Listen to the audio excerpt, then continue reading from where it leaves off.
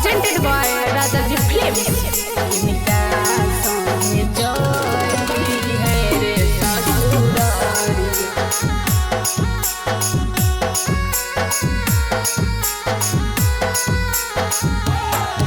अरे कौन दुल्हा जोई है, अरे पीनी के मौरिया, अरे पीनी के मौरिया किनका संगे जोई है रे ससुरारिया, किनका संगे जोई है रे ससुरारिया। सरोजे दुल्हा जोई थिन अगपेनी के मौरिया, अगपेनी के मौरिया जीजा के संगे जोई है गे ससुरारिया, जीजा के संगे जोई है गे ससुरारिया। सरोजे दुल्हा जोई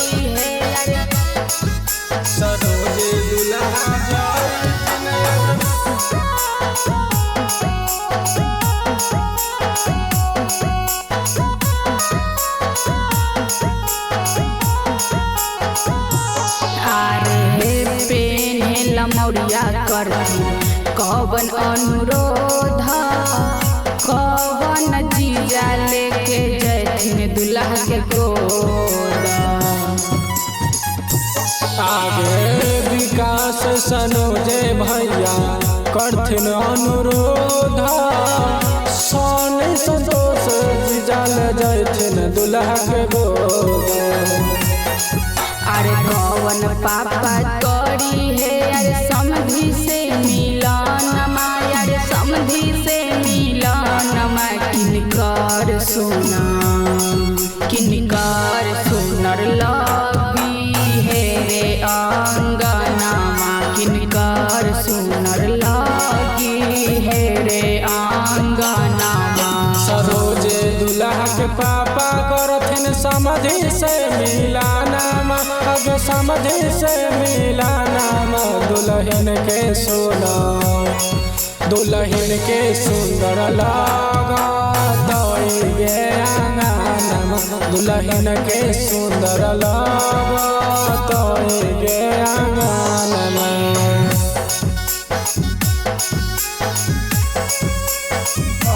दुल्हा जोई है, सरोजे दुल्हा जोई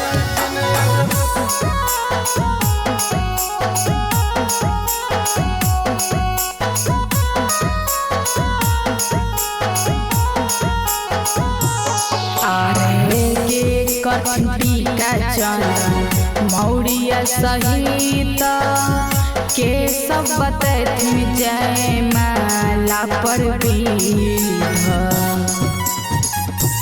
आगे मुस्कान दुल्हन करथिन टीका मौरिया सहित, गाँव के सहेली बतैथिन जयमाला के विध।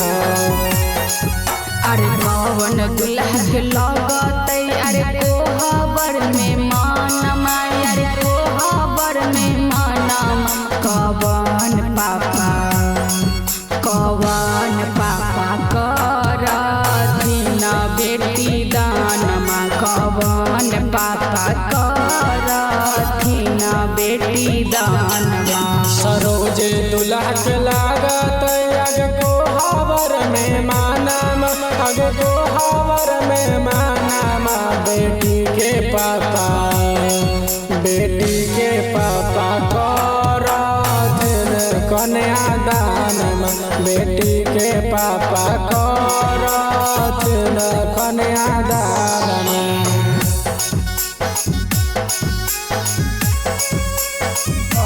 दुल्हा जोई है, सरोजे दुल्हा जोई